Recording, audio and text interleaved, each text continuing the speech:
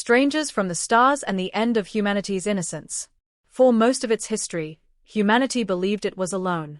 We looked at the stars with wonder, fear, and hope, but always with a quiet confidence that whatever lived out there could not reach us. The universe felt distant, silent, and safe. That belief ended on a calm morning when the sky itself changed. The day began like any other. Cities woke to traffic and routine. Farmers stepped into fields under familiar sunlight. Children walked to schools thinking about nothing more than lessons and lunch. Above them all, the sky was clear and blue, empty in the way it had always been. No one expected the stars to return in daylight. At 9:17 a.m., satellites across the world registered an impossible event. Objects appeared beyond Earth's atmosphere, dozens of them, arriving without heat signatures, without sound, without warning. They did not burn like meteors or blink like aircraft.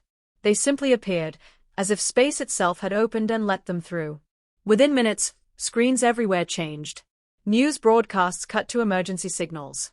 Astronomers stared in silence at their instruments, unable to explain what they were seeing. Military radar systems tracked the objects, but no response could be prepared in time. The objects were not attacking. They were not hiding. They were waiting. The shapes were unlike any technology humanity had built. Smooth, dark, and vast, they reflected no light, yet they were clearly visible against the sky. They hovered motionless, ignoring gravity and wind. People stepped outside, shielding their eyes, whispering prayers, holding phones up to record what their minds struggled to accept. By noon, the truth could no longer be denied. We were not alone. Panic did not arrive all at once. It crept in slowly, like a shadow growing longer. Some people screamed. Some cried. Others fell silent, staring upward with a strange sense of awe. Religious leaders spoke of signs and judgments. Scientists spoke of first contact and cosmic history. Governments urged calm, though their own voices trembled. Then the signal came. Every device capable of producing sound activated at the same moment. Phones, radios, televisions, even emergency sirens stopped and went silent. For 3 seconds, the world held its breath. Then a voice emerged, not loud, not threatening, but unmistakably not human. It did not speak a language, yet everyone understood it. "We have watched you." The voice carried no emotion, yet it felt heavy, ancient. People dropped to their knees. Others backed away as if the sound itself could harm them. The voice continued, flowing directly into human minds, bypassing translation, bypassing thought. "You have reached the edge of innocence." Across the world, leaders demanded explanations. Scientists recorded every frequency. Psychologists would later say that this moment shattered something deep within the human spirit. The belief that humanity controlled its own destiny cracked like thin glass. The objects in the sky began to descend. They did not land in one place, but many: deserts, oceans, frozen plains, empty fields.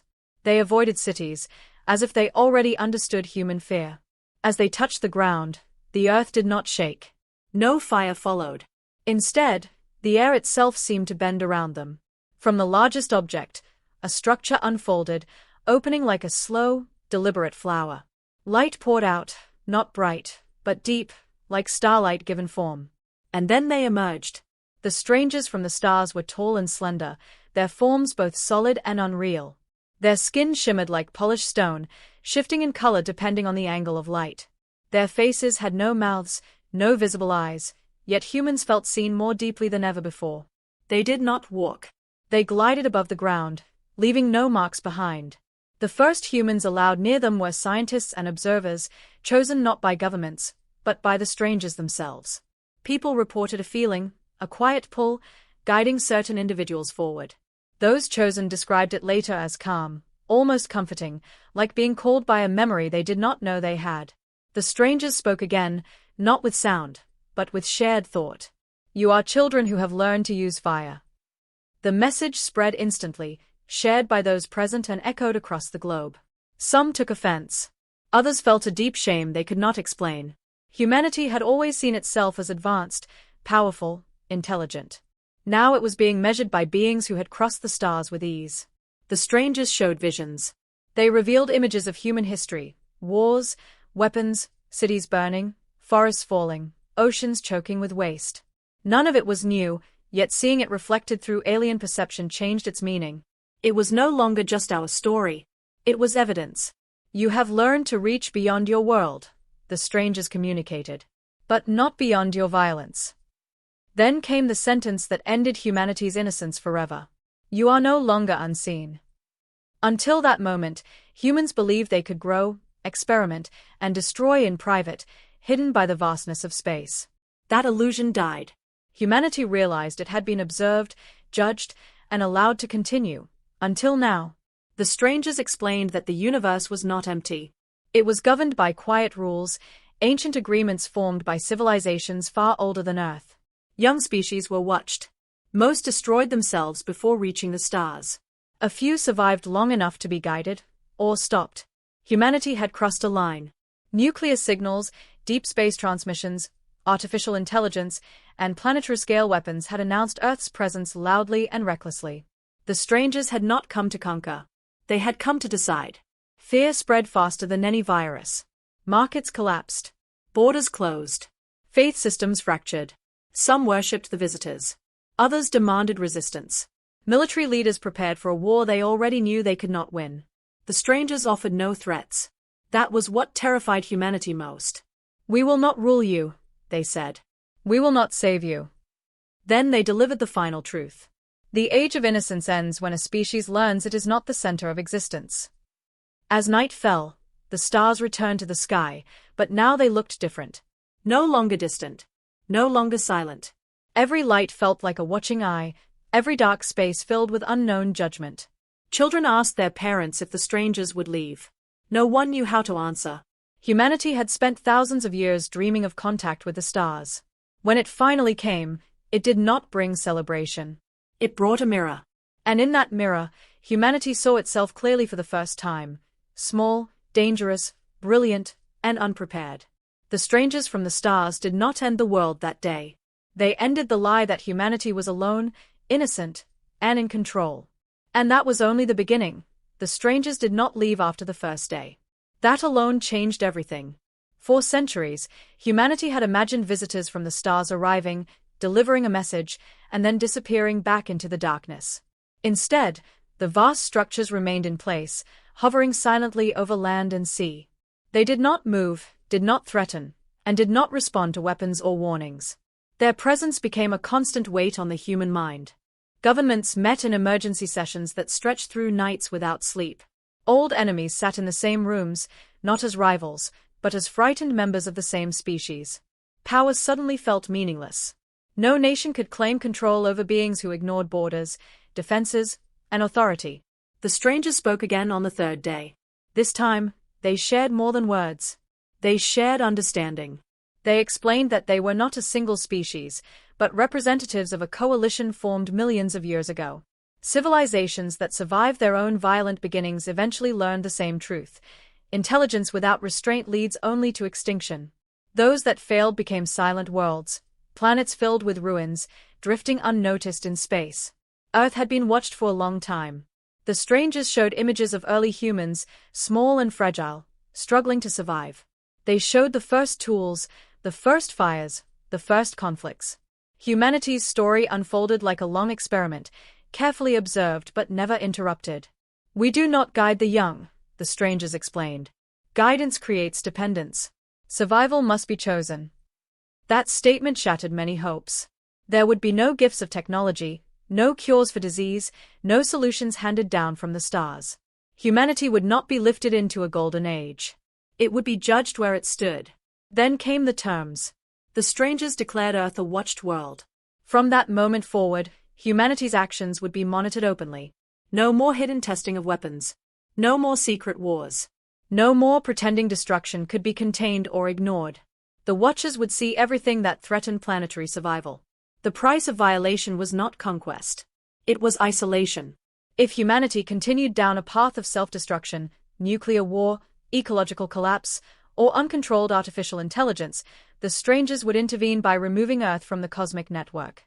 The planet would be cut off, hidden, sealed behind barriers humanity could not cross or detect. We will not destroy you, they said. We will leave you alone forever. At first, this sounded merciful. But scientists and philosophers quickly understood the horror behind it. Isolation meant stagnation. It meant extinction delayed, not prevented. A species alone in a dangerous universe, locked inside its own mistakes. Humanity's future would end quietly. Reactions were divided. Some leaders accepted the terms immediately, seeing them as a chance to survive. Others called the strangers tyrants, accusing them of imposing alien morality on human freedom. Protests erupted across cities. Some people carried signs demanding resistance. Others knelt in the streets, begging the Watchers to protect Earth. Religious movements split overnight. Some declared the strangers angels. Others called them demons. Ancient texts were reinterpreted, rewritten, and weaponized in arguments that grew violent in places where fear already lived close to the surface. The strangers did not interfere. They observed. That silence became unbearable. Without guidance, humanity was forced to confront itself. Old excuses lost their power. Every missile test cancelled or continued became a statement. Every polluted river, every burning forest, every starving population became evidence in a trial no one could escape. Children asked why adults looked afraid all the time. Parents struggled to explain a world where the future was no longer abstract. Consequences were no longer delayed by generations. They were immediate, visible, and recorded by beings older than Earth itself. The strangers allowed limited communication. They answered questions, but only when those questions reflected genuine understanding, not fear or greed. Scientists learned that faster-than-light travel existed but required cooperation beyond a single species. Energy sources beyond imagination were real but useless without planetary stability. Advanced intelligence required emotional maturity, not just logic. Humanity failed many of these tests. Debates turned into accusations.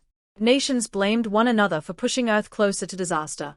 Secret programs continued in the shadows, driven by the belief that weapons were still the only true power. Each time such actions occurred, the strangers responded not with punishment, but with exposure. Hidden facilities were revealed. Classified documents appeared on every network simultaneously. Lies collapsed under sudden transparency. Trust eroded further. This is not judgment, the strangers explained. This is clarity. People began to understand the deeper meaning of innocence. It was not ignorance. It was the belief that actions could be separated from consequences. That belief no longer survived.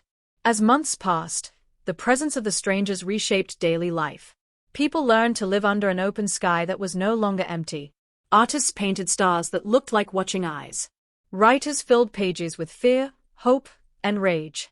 Children grew up knowing that humanity was not special, only young. One question haunted every conversation. What happens when the Watchers decide we are no longer worth watching? The strangers addressed it during a global transmission. Observation is not infinite, they said. It is earned. Humanity had a limited time to demonstrate restraint, cooperation, and the ability to choose survival over dominance. Not perfection, just progress. The deadline was not given in years or decades. It was given in events. Another world had failed recently, they revealed. A civilization that reached the stars while still clinging to conquest. It no longer existed as a society. Only debris remained. That revelation broke something inside humanity. The universe was not cruel. It was patient. And patience had limits. As the first year of observation came to an end, the strangers made one final statement that spread through every mind like a quiet echo. You asked if you are alone. They paused, allowing the weight of the answer to settle. You never were. And now, you never will be again. Humanity stood at a crossroads with no map, no guardian, and no illusions left. The age of innocence was over, replaced by something far more difficult. Responsibility. And the Watchers were still watching. The world did not unite under observation. It fractured. At first, there was a brief moment of cooperation. Nations spoke carefully, aware that every word and action was being watched. Weapons tests slowed. Environmental agreements were signed with urgency that once seemed impossible. For a short time, humanity acted like a single species facing a shared future. Then fear returned. Fear does not disappear when danger is visible. It grows sharper. Some governments believed obedience was the only path to survival. Others believed submission would destroy humanity's identity. Secret meetings resumed, held with the desperate hope that the strangers could not see everything. That hope did not last long. Across the world, movements formed. The preservers believed humanity must change completely. They called for the dismantling of all nuclear weapons, the shutdown of advanced artificial intelligence, and strict control of population growth and resource use. To them, survival meant sacrifice. Freedom was less important than existence. The Defiers believed the opposite. They saw the Watchers as cosmic tyrants, imposing invisible chains on human progress. They argued that a species unwilling to fight for its independence did not deserve the stars. Resistance, even against impossible odds, became their rallying cry. Between them stood the silent majority, people who simply wanted to live, raise children, and not be judged by beings they had never asked to meet. The strangers did not favor any side. They continued to observe. Protests grew louder. In some cities, statues of the strangers were raised in gratitude. In others, their images were burned in defiance. Clashes erupted. Families divided. Old friendships ended over arguments that no longer had safe answers. The idea of privacy vanished. People knew that nothing truly mattered if it threatened planetary survival, yet the sense of being watched corroded the human spirit. Anxiety became common. Dreams were filled with stars that did not blink. Children drew pictures of eyes in the sky. Scientists warned that psychological collapse could be as dangerous as weapons. A species driven by fear could destroy itself without firing a single missile. Then came the first major violation. A small alliance of nations, acting in secret, tested a new weapons system designed to operate beyond known physical limits. They believed that if humanity was to survive, it needed leverage. Power had always been humanity's language. The moment the test began, the strangers responded. They did not destroy the facility. They did not kill anyone. They stopped time. Those present described it later as stepping into a frozen moment. Sound vanished. Movement ceased. Thoughts slowed to a painful crawl. Outside the facility, the world continued as normal. Inside, the offenders were suspended in a bubble of absolute stillness. For 3 days. When time resumed, the facility was gone. Not destroyed, removed. Where it once stood was empty land, untouched and silent. Every person involved found themselves miles away, unharmed but shaken to their core. The message was clear. We will not allow you to lie to yourselves. The revelation ended any remaining illusion of secrecy. Humanity could resist, but it could not hide. The Watchers were not just observing actions, they were observing intent. This realization broke the Defiers. Some abandoned their cause. Others became more extreme, believing that only chaos could force the strangers to reveal their limits. Underground groups sabotaged infrastructure, not to harm the Watchers, but to prove that humanity could still choose its own destruction. That possibility frightened the strangers more than weapons. We do not fear your strength, they communicated. We fear your willingness to burn yourselves. The preservers gained influence. Laws were passed limiting technological research. Industries collapsed. Millions lost jobs. The cost of survival became visible in empty factories and restricted lives. Anger followed. People asked why humanity had to suffer for mistakes made long before observation began. They questioned why ancient species had the right to judge younger ones. The idea of fairness collapsed under the weight of cosmic reality. The universe was not fair. It was indifferent to excuses. Amid the chaos, a new generation began to grow up, children born under the watched sky. They accepted the presence of the strangers as normal. To them, stars had always been witnesses. The idea of a silent universe felt strange, almost frightening. These children asked different questions. Not why are we being watched, but what kind of species do we want to be seen as? Educators noticed a shift. Cooperation came more naturally to the young. Competition felt dangerous. Stories changed. Heroes were no longer conquerors, but protectors. Sacrifice became something admired, not mocked. This frightened many adults. A world shaped by fear of judgment risked losing creativity, ambition, and rebellion, the very traits that once drove progress. Humanity faced a new danger, becoming cautious to the point of stagnation. The strangers addressed this concern directly. Innocence is not curiosity, they said. It is ignorance of consequence. They encouraged exploration, art, and thought, so long as it did not threaten extinction. Humanity could still reach for the stars, but not by stepping on itself. Despite this reassurance, fractures deepened. Some regions collapsed under the strain of sudden change. Others adapted and thrived. Inequality grew in new ways, between those willing to sacrifice and those who refused. Violence did not disappear, it simply changed form. One truth became undeniable. The strangers had not united humanity. They had revealed it. As the second year of observation approached its end, rumors spread of a final evaluation. The Watchers had never confirmed such claims, but fear fed them eagerly. People looked at one another not just as neighbors, but as risks. Every decision felt heavy. Every mistake felt irreversible. Humanity stood on the edge of something vast and uncertain, not extinction, but transformation. Whether that transformation would lead to survival or quiet disappearance remained unknown. Above it all, the strangers remained silent, watching a species struggle with the hardest lesson it had ever faced. Freedom without innocence. The strangers broke their silence without warning. There was no global countdown, no dramatic sign in the sky. The message arrived quietly, settling into human minds with the calm weight of certainty. The period of observation is nearing its conclusion. The world stopped arguing. For the first time since the strangers arrived, fear gave way to focus. Governments suspended disputes. Movements paused their campaigns. Even the most extreme voices fell silent, waiting to hear what the universe itself expected from humanity. The strangers did not speak of punishment or reward. They spoke of choice. Every watched species must decide how it wishes to exist. They explained that no civilization could remain under observation forever. A watched world either matured into responsibility or retreated into isolation. Humanity would be given one irreversible decision. There were two paths. The first was integration. Humanity could choose to join the greater cosmic network, not as equals, but as a developing civilization under shared rules. This path required surrendering certain freedoms forever. Weapons capable of planetary destruction would be permanently disabled. Artificial intelligence would be limited to prevent loss of control. Expansion beyond Earth would occur only through cooperation with other species. Integration promised survival, knowledge, and a future among the stars. But it came at a cost. Humanity would never again be alone. Every major decision would be transparent. There would be no secret wars, no hidden experiments, no unchecked ambition. Innocence was already gone. This path ensured it would never return. The second path was isolation.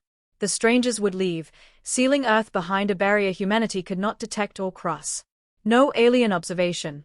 No cosmic judgment. Humanity would regain complete freedom. But also complete responsibility. No rescue would come if humanity destroyed itself. No guidance would exist beyond Earth. The universe would move on, unaware and unconcerned. Freedom, untouched. And possibly fatal. The strangers made one thing clear. There will be no third option. Debate erupted instantly. Supporters of integration argued that humanity had already proven it could not be trusted with absolute freedom. They pointed to wars, extinctions, and near misses with global destruction.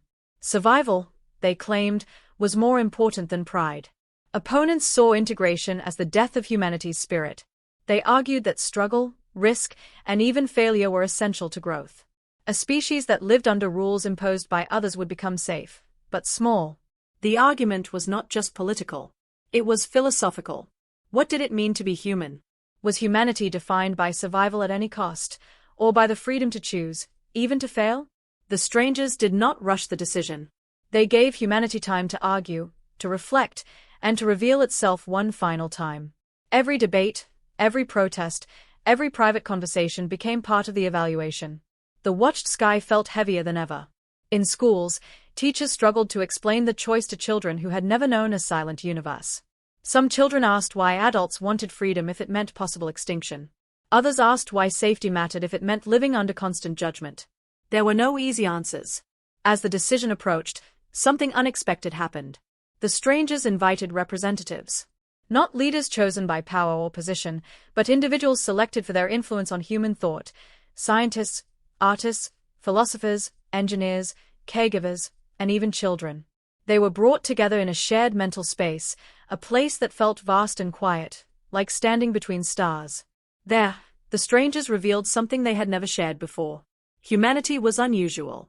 Not because of intelligence or strength, but because of contradiction. Humans were capable of extreme cruelty and profound compassion, often at the same time. Most species resolved this conflict early, or destroyed themselves trying. Humanity had not resolved it. "You are unstable," the strangers said, without cruelty. "But you are adaptable." They showed visions of possible futures. In one, humanity integrated. Earth healed. War faded. Humanity spread slowly among the stars, not as conquerors, but as collaborators. Art flourished. Knowledge expanded. The cost was subtle but deep, a quiet loss of rebellion, of reckless brilliance. In another future, humanity chose isolation. Innovation exploded. New technologies emerged rapidly. Colonies spread within the solar system. But conflicts followed. Some futures ended in collapse. Others survived, scarred but free. No future was perfect. The strangers made one final clarification. This choice is not about good or evil. It is about what kind of risk you accept. Humanity returned to the world with this knowledge. The final vote was not held in secret halls or military chambers. It was global. Every human was given a voice, recorded and counted openly. For the first time in history, humanity decided its fate as a single species. The result was close. Painfully close. When the strangers announced the outcome, the world held its breath. Humanity had chosen integration. The reaction was not celebration. It was mourning. People cried, not because they feared death, but because they felt something fragile slip away. A wildness. A reckless hope. The freedom to act without being seen. The strangers acknowledged this loss. Innocence cannot be restored, they said. But meaning can be created. The structures in the sky began to change, their forms shifting, no longer watching platforms but gateways. Earth was no longer just a planet. It was a participant. As the stars seemed to move closer, humanity stepped into a future it had not fully wanted, but could not refuse. The choice had been made. And it could never be undone. The day after the choice, the world felt strangely quiet. Nothing dramatic happened. The sky did not burn. Cities did not fall. The strangers did not announce new laws or seize control. Life continued. People went to work, children went to school, and the sun rose and set as it always had. Yet everything was different. Humanity had crossed a line that could not be uncrossed. The universe was no longer something distant and mysterious. It was present, aware, and involved. The feeling of being watched did not fade, but it changed. It became less like fear and more like gravity, always there, shaping movement without being seen. The strangers began the process of integration slowly. They did not rule Earth. Instead, they aligned it. Certain technologies were quietly disabled. Nuclear weapons across the world became inert overnight, their mechanisms locked beyond human understanding. Attempts to reverse the process failed. Not because the strangers intervened again, but because the systems themselves no longer responded. War, as humanity had known it, ended in a single moment. Conflicts did not disappear, but they lost their most destructive tools. Nations were forced to negotiate, not out of trust, but necessity. Old rivalries cooled into tense cooperation. The world learned, painfully, how to argue without annihilation. Artificial intelligence development continued, but under strict limits. Systems could assist, analyze, and support, but never decide matters of life and death alone. Many researchers resisted at first, claiming progress was being strangled. Over time, some admitted that unchecked creation had always frightened them more than they were willing to say. Environmental recovery became a priority not because of moral awakening, but because survival now had witnesses. The strangers did not command humanity to heal Earth. They simply made it clear that a species that destroyed its home could not be trusted elsewhere. Slowly, rivers cleared. Forests returned. The damage of centuries did not vanish, but the direction changed. The greatest transformation, however, happened inside the human mind. People began to feel accountable in ways they never had before. Not just to laws or nations, but to history and future civilizations that might one day look back at Earth's choices. Actions carried weight. Excuses felt smaller. Artists struggled at first. Many claimed creativity required freedom without limits. Yet new forms emerged, art shaped by reflection instead of rebellion, beauty drawn from responsibility rather than chaos. Music changed. Stories changed. Humanity learned to express wonder without pretending it stood alone. Children born after integration were different. They did not remember a time before the Watchers. To them, the idea of being completely unseen felt unnatural, even dangerous. They grew up learning not just history, but consequence. Schools taught planetary thinking, how actions in one place echoed across the world and beyond. Some adults worried that humanity was becoming cautious, restrained, even dull. Others saw something else emerging. Patience. Integration opened doors slowly. Shared knowledge arrived in fragments, carefully filtered to prevent misuse. Humanity learned new mathematics, new ways of understanding energy and space, new perspectives on time itself. Not enough to dominate the stars, but enough to explore them safely. The first joint mission beyond Earth was not led by soldiers or conquerors. It was led by scientists, engineers, and poets. When the first human vessel, guided in part by alien systems, crossed beyond the solar boundary, the moment was broadcast across Earth. People did not cheer wildly. They watched in silence, aware that this journey represented not victory, but trust. Yet something was undeniably lost. There were no more secret dreams of domination. No fantasies of humans as rulers of the galaxy. The stories humanity told itself grew humbler. Some mourned that loss deeply. They felt humanity had traded its fire for safety. The strangers addressed this grief directly. Fire is not lost, they said. It is contained. They reminded humanity that unchecked fire destroys its own home. A controlled flame, however, could light the darkness without consuming it. Not everyone accepted this future. Small groups rejected integration entirely. They withdrew from global society, forming isolated communities that rejected alien influence. The strangers allowed this. Freedom of belief, they explained, was not the same as freedom to destroy.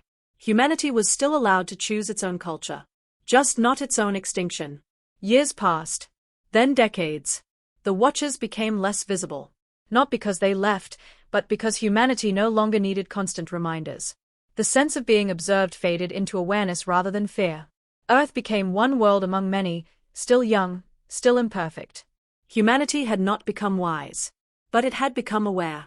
The age of innocence was over, not with a sudden ending, but with a long, careful awakening.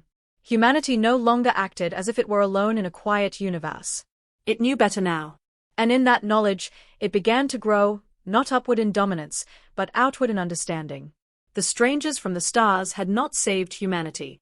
They had forced it to save itself. Integration did not mean peace without struggle. For many years, humanity lived in a careful balance.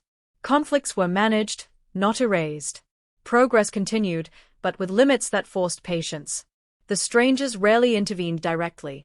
Their presence was felt more as expectation than control. Then came the first true test. It began far from Earth, beyond the outer edge of the solar system, where human exploration vessels now traveled under shared protocols. A research mission studying deep space energy fluctuations detected something impossible, an unstable region of space collapsing inward, like a wound in the universe slowly tearing itself open. At first, scientists believed it was a natural phenomenon. Space was vast and strange, and humanity was still learning how little it understood. But as data streamed in, a darker pattern emerged. The collapse was artificial. Someone, or something, had created it. The anomaly was growing, feeding on energy and matter. Left unchecked, it would expand for centuries, eventually consuming entire star systems. Earth was not an immediate danger, but the implication was terrifying. This was not humanity's mistake. It was someone else's. Human leaders turned to the strangers, expecting guidance, perhaps even intervention. Instead, the response was restrained. "This is your test," the strangers said. "Not of power, but of choice." They explained that another civilization, older than humanity but younger than the coalition, had violated the shared rules. Driven by desperation, it had attempted to harness forbidden forces to save itself. In doing so, it had created a threat not only to itself, but to countless others. The coalition would act eventually. But first, humanity had to decide who it was becoming. The options were clear. Humanity could step back, allowing older civilizations to contain the crisis. This would be safe, responsible, expected of a young species. Or humanity could step forward, not as conquerors or saviors, but as participants willing to risk failure to prevent suffering beyond their own world. It would require cooperation, sacrifice, and the willingness to act without certainty of success. The debate shook the world. Some argued that humanity had no right to interfere. Others said this was the very reason integration existed, to prevent destruction before it spread. For the first time, humanity was not deciding how to save itself, but whether to help others. That distinction mattered. The strangers remained silent during the debate. They watched not the arguments themselves, but the reasoning behind them. What finally shifted the conversation was a simple realization. If humanity refused to act out of fear, it would be proving that integration had only made it obedient, not compassionate. A joint mission was proposed. Human engineers would work alongside alien specialists. Human decision-makers would share responsibility equally. There would be no guarantees, no protection from failure. The mission was approved. For the first time, humans stood not as students, but as contributors. The journey to the anomaly took months. As the combined fleet approached the unstable region, even the strangers grew cautious. The space ahead twisted light and time, forming patterns no human mind could fully grasp. Human participants felt fear, but not panic. They had learned something since the end of Innocence. Fear no longer demanded control. Working together, the coalition devised a plan to collapse the anomaly inward, starving it of energy. The process was delicate. A single miscalculation could accelerate the destruction. At a critical moment, the plan began to fail. Alien systems hesitated, constrained by protocols designed to minimize risk. The anomaly grew more unstable by the second. The situation demanded a decision beyond calculation. A human engineer made it. She authorized a manual override that violated standard procedure, risking the loss of the entire mission. It was a move born not of recklessness, but intuition, an understanding that sometimes survival required choosing the least certain path. The strangers observed in silence. The maneuver worked. The anomaly collapsed, not violently, but quietly, folding into itself until space returned to stillness. Entire star systems were saved. A civilization was spared extinction, not because it deserved it, but because someone chose to try. The cost was not small. Several ships were lost. Lives ended far from Earth, without fame or celebration. Humanity mourned them deeply, not as heroes of conquest, but as guardians of something larger than themselves. The strangers spoke after the mission concluded. You acted without dominance, they said. Without certainty. Without reward. They paused, a rare moment of reflection. This is the beginning of maturity.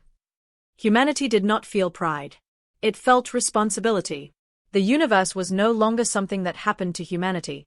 It was something humanity was now part of, fragile, dangerous, and shared. The test had not proven that humanity was perfect. It proved something more important.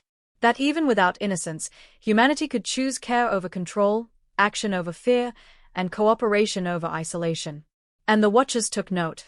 After the crisis was contained, the universe felt different. Not safer. Not calmer. Just revealed. Humanity returned from the mission changed.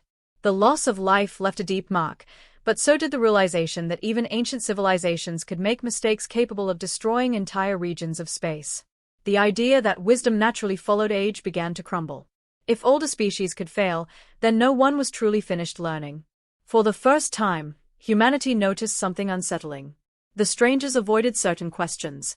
Whenever humans asked about the origin of the coalition, about the first civilization to reach the stars, or about the ultimate fate of the universe, the responses grew vague. Not evasive, but incomplete. There are limits to what is useful to know, the strangers would say. That answer once felt reasonable. Now it felt fragile. Human philosophers began to study the strangers themselves, not as gods or guardians, but as a civilization shaped by fear, loss, and survival. Patterns emerged. The coalition's rules were strict not because of cruelty, but because of trauma. They had seen too much. During a rare shared dialogue, a human historian asked a question no one had dared to ask before. What are you afraid of? The strangers did not answer immediately.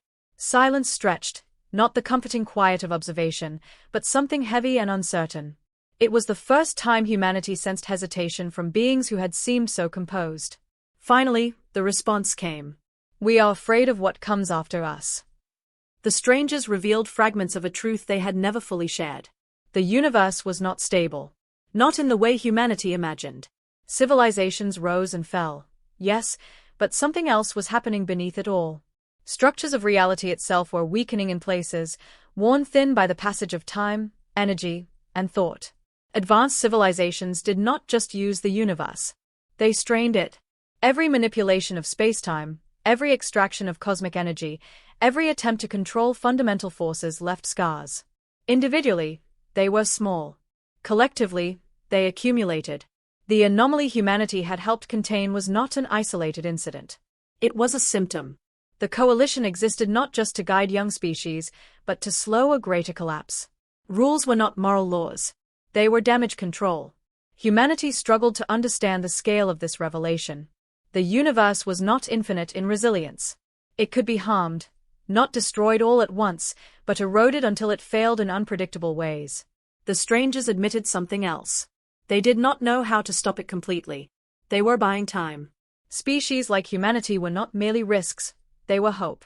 New perspectives, new ways of thinking, new balances between emotion and logic. The coalition believed that survival might depend on ideas that had not yet been born. Humanity felt something unfamiliar. Not fear of being judged. Fear of being needed. This shifted everything. Integration was no longer just about restraint. It was about responsibility on a cosmic scale. Humanity was not being protected. It was being prepared. Still, one question remained unanswered. What happens if the universe cannot be saved? The strangers did not respond. Not because they refused. Because they did not know. That uncertainty shattered the last illusion of authority. The Watchers were not masters of existence. They were participants in a struggle older than memory, improvising in the face of something vast and fragile. Humanity began to change again. Research shifted toward sustainability not just of planets, but of reality itself. Scientists explored ways to exist with less strain on space-time. Philosophers debated whether consciousness itself altered the universe, and whether care could be a stabilizing force. For the first time, humanity's ambition turned outward without hunger. Not how far can we go, but how gently can we move? The strangers watched this shift with something close to relief. You ask questions we forgot to ask, they said. Humanity realized then that innocence had not been replaced by obedience or fear. It had been replaced by awareness. The universe was not a playground or a battlefield. It was a shared home, cracked and aging, held together by the choices of those who lived within it. And humanity, once a watched child, was becoming a caretaker. Still, one final truth lingered. If the universe was fragile, then survival required more than rules. It required trust. And trust, once broken, could never be fully restored. Time did not heal the universe. It revealed it. Centuries passed, not in leaps of conquest, but in careful steps. Humanity aged into its place among the stars the way a child grows into responsibility, not all at once, but through countless small choices. Earth changed, then stabilized. Cities became quieter, greener, shaped by memory as much as ambition. The strangers were still there. They were simply no longer called strangers. Humanity learned their histories, not as legends, but as cautionary records. Worlds that had burned too brightly and collapsed. Civilizations that chose power over patience. Species that survived only by becoming something smaller than they once dreamed. Humanity listened. And argued. And adapted. The universe's fragility became the center of shared purpose. Exploration continued, but with limits written not in law, but in culture. Humanity taught its children not that the stars were to be claimed, but that they were to be visited. Not everyone agreed. There were still those who longed for the old fire, for unchecked growth, dominance, and the thrill of being unobserved. But those voices no longer defined the species. They were part of its history, not its direction. Humanity began to contribute something unexpected to the coalition. Perspective. Where older civilizations sought stability through control, humans sought balance through contradiction. They accepted uncertainty without paralysis. They argued openly, failed publicly, and learned without pretending perfection. The strangers came to value this deeply. When new species were discovered, humanity was often asked to help guide first contact, not as judges, but as translators of fear. Humans remembered what it felt like to be watched, to be small, to lose innocence in a single moment. They spoke gently. They did not promise safety. They promised honesty. The greatest change, however, was internal. Humanity no longer defined itself by what it could destroy or dominate. It defined itself by what it chose to preserve, even when preservation was difficult, even when it required restraint without reward. The age of innocence had ended long ago. But innocence, humanity learned, was never wisdom. Wisdom was choosing care after innocence was gone. One final gathering took place, long after the first Watchers had arrived. Representatives of many civilizations met in a shared space, not physical, not virtual, something quieter, deeper. A human speaker was asked a question once posed to them centuries earlier. Do you regret the end of innocence? The answer was not immediate. Humanity remembered its early days, the thrill of discovery without consequence, the illusion of isolation, the reckless belief that the universe existed only to be conquered or ignored. Then came the answer. No, the humans said. We regret the damage done while we were innocent, not the loss itself. The strangers, now allies, partners, and fellow caretakers, acknowledged this with silent agreement.